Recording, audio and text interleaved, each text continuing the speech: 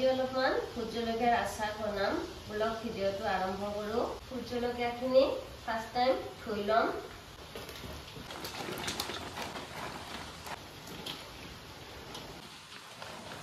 দুইবাৰ ভাল কৰি ধুই লৈছোঁ।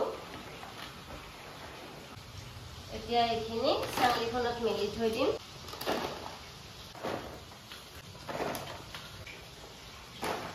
ভোট জলকীয়াখিনি ফেনৰ তলতে 2-3 ঘণ্টা শুকাব দিম। পানীটো নাইকিয়া কৰি ল'ম, তাৰপিছতে জলকীয়া আচাৰখিনি বনাম।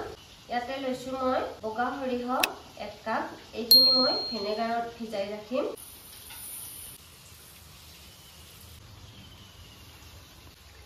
যেতিয়ালৈকে জলকীয়াখিনিৰ পানীটো শুকান হৈ নাযায় তেতিয়ালৈকে সৰিয়হখিনিও ৰাখি থৈ দিলোঁ।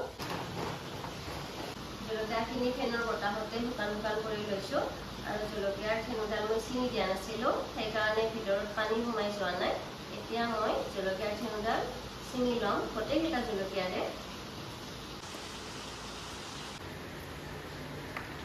একদম শুকান হৈছে জলকীয়াটো, দেখিছে। কেঁচি দি কাটি ল'ম জলকীয়াকেইটা। ভোট জলকীয়া বহুত জ্বলা জানেই, সেইকাৰণে আপোনালোকে গ্লাছ পিন্ধিলে পিন্ধি ল'ব পাৰে।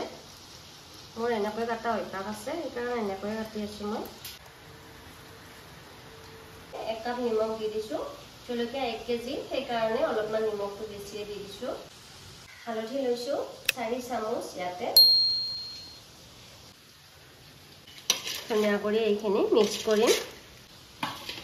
এইখিনি ৰাখি দিলোঁ অলপ সময়। এতিয়া সৰিয়হখিনি বটি ল'ম। এইখিনি এতিয়া মিক্সিত অলপমান পেষ্ট বনাই ল'ম।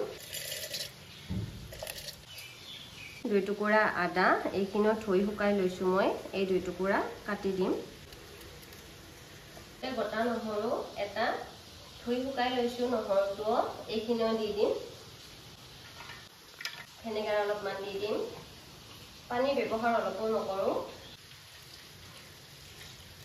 এইখিনি এতিয়া পেষ্ট এটা বনাই ল'ম।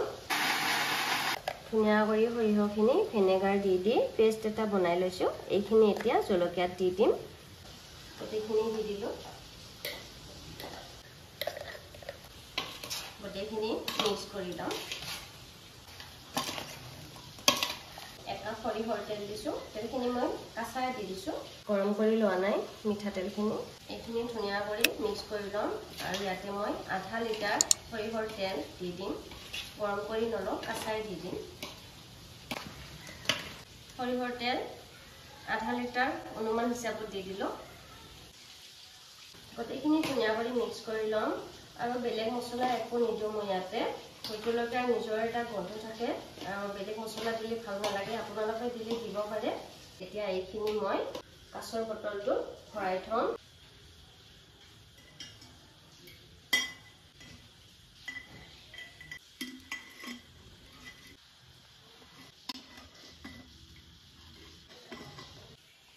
আচাৰখিনি এনেকৈ হেঁচি দিম, ভিতৰত গেছ নাথাকে যেন। ধুনীয়া কৰি এনেকৈ দি দিম। গোটেইখিনি দি দিলোঁ।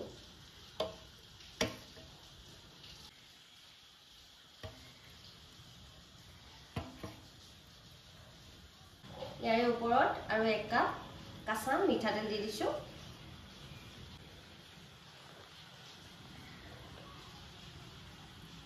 ভোট জলকীয়াৰ আচাৰখিনি ৰেডি হৈ গৈছে আৰু এইখিনি এতিয়া মই এসপ্তাহলৈকে ৰ'দত দি ৰাখিম। ৰ'দত দিলে ঢাকনখন খুলি দিম, তাৰপিছত মাজে মাজে ৰ'দত দিম। আচাৰখিনি 1 বছৰলৈকে বেয়া নহয়, খাব পাৰিব। আৰু আপোনালোকে এনেকৈ বনাই চাব। ৰ'দ নোহোৱাকৈ আচাৰখিনি মই বনালোঁ আজি। আপোনালোকৰ ভিডিঅ'টো চাই কেনেকুৱা লাগিছে কমেণ্টত নিশ্চয় জনাব। আৰু ভাল লাগিছে যদি মোৰ চেনেলটো ছাবস্ক্ৰাইব কৰি দিব, ভিডিঅ'টো লাইক কৰি দিব আৰু ভিডিঅ'টো শ্বেয়াৰ কৰি দিব। লগতে থকা বেল আইকনটো দবাই দিব। এইফালে আমাৰ ভোট জলকীয়াৰ আচাৰ ৰেডি হৈ গৈছে।